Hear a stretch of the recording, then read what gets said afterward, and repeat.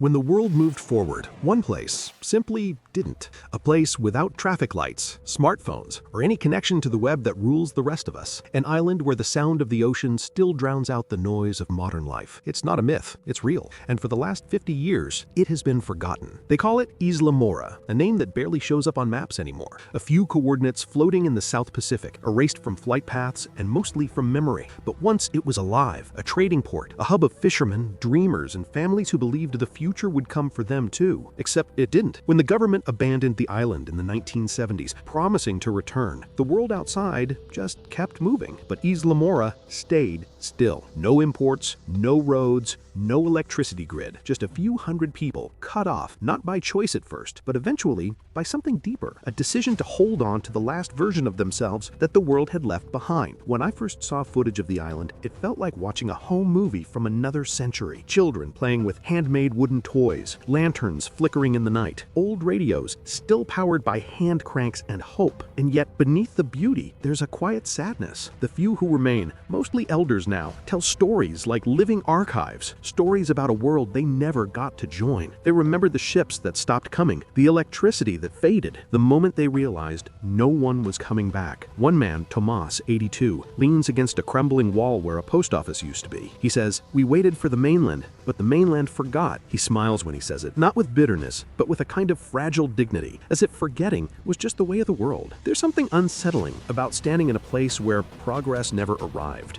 because it forces you to ask, who decides what gets left behind? Was it just bad luck, or was it convenient to let a small island disappear? Digging through old archives, I find something strange. In the 1980s, the government declared Isla Mora economically non-viable. In other words, not worth saving.